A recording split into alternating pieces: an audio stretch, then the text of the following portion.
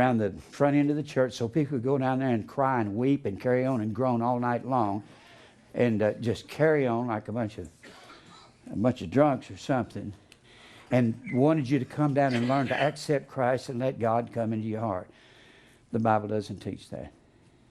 That's Roman Catholicism. The Bible says the natural man, when people put this into the church, that's halakah.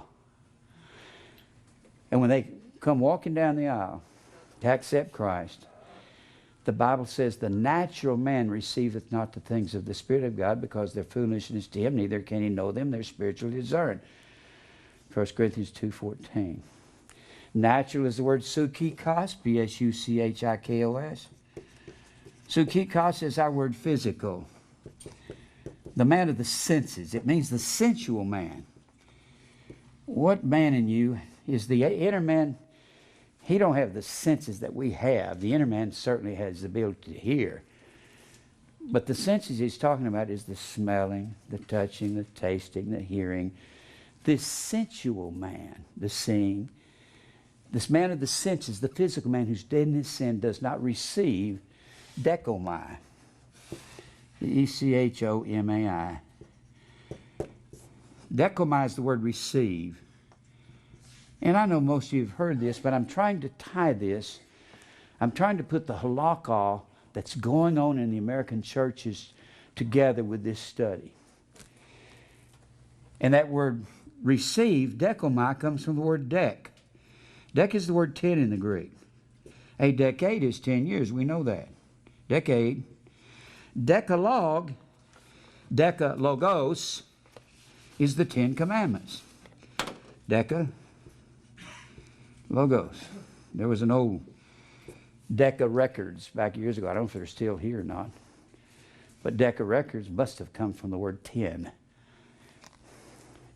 So, in dechomai, the natural man receiveth not. That's a variation of these words, dek or 10. It means to reach out the 10 fingers and accept an offer that's been presented to you. The Bible says dead men who are dead in their sin do not accept anything spiritual. It's impossible to accept Christ. What men have done, they've taken Roman Catholicism, brought it into the Baptist church, and made it halakah. Haven't they? How much time do they have, Mike? 12 minutes. Whew. I'm not going to get started on this. I'm trying to paint this whole picture. I may be on this 2 years. We'll get deep into it because we're going to see everything that the Pharisees that were in Israel, the Pharisees in Israel were the rabbis of the Babylonian synagogue, and Jesus attacks them in his first message. Let's go there, Matthew 5. Now, there's a set of books. I brought all 4 of them. I'm going to bring them back next time. It's called Commentary on the New Testament from the Talmud in Hebraica by Lightfoot. Mr. Lightfoot is going to tell you all about the halakah or the gadah. And you're going to find here this, and Jesus is confronting the Pharisees on this very thing. Everything he said to the Pharisees in the book, in the Gospels, you're not going to understand anything he said. In this halakah, they had all these twisted words of the law that they twisted over. That translation was called the Targum, T-A-R-G-U-M. That's what the translation was called. You got this literature of the sages. First part, this is the first book. Comes in 2 series. This is in the Compendia.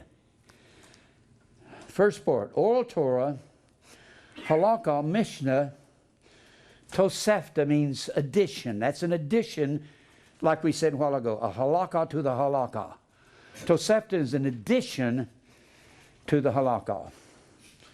Talmud,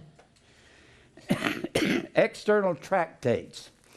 A tractate is a treatise or a dissertation. That's a formal work on a subject that you research and you find all these facts, and then you draw the conclusions from these facts you find. You're not even going to know what this is about unless you hear me preach on the halakha, because I don't believe you'll hear another preacher in America talk about the halakha. Now, the halakha was tradition. It was an oral law that was spoken only. This will take you through the Gospels. It'll give you a lot of it. It won't give you everything, because not one man that's ever lived can research everything. Sometimes I'll be looking for something in the Gospels, saying, wonder if Mr. Lightfoot's got something to say on this, and I'll turn over. Oh, man, he didn't get to comment on this verse. He didn't have time to research it. You can't research everything that's out there. Now, let's go back to Matthew 5. I hope you understand. I know a lot of you understand what I'm saying. I'm going to make this the most thorough halakha series we've ever done. I've done several series before. We're going to stay in this a long time, because we're going to see how the Gospels have been corrupted. And Jesus refers directly to it. When we look down here in chapter 5 of Matthew, chapter 5, this is Jesus' first message. It's called the Sermon on the Mount. It goes from 5, 6, and 7. Greatest message ever preached. And Jesus is in Galilee, up here in northern Israel. He reaches his long end of authority down to southern Judah, where the Pharisees are. He slaps them in the mouth. Without them even being there, he attacks them. He's not, I'm Jesus, I love to make him lowly, and I want to be nice. No, he says, let me slap those men. They've twisted my word. People say, you're too angry. You ought to have been there with Jesus. Everything he said was an attack on the Pharisees. Everything. That's why they came after him about the Sabbath. One of my favorite things about the Sabbath, and we're going to get into the Sabbath extensively. In their halakha, the Jews came up, they'd take over here, they'd take the laws about the Sabbath, and then they'd go over there in Genesis, talking about man being created on the sixth day, and they would say, man was created on the sixth day to put him in subjection to the Sabbath. In other words, man was made for the Sabbath, and Jesus said, the Sabbath was not made for man. The man was not made for the Sabbath was made for man to rest. But when he said that, they went, whoo, we'll kill him. The Sabbath is our most holy, sacred thing. And he said, the Sabbath wasn't made for man. Man wasn't made for the Sabbath was made for man. And they were enraged when he said that. They were ready to kill him then. We'll get him. He was attacking their traditionary law. That's why he says in verse 17, he's talking to the blessed ones here.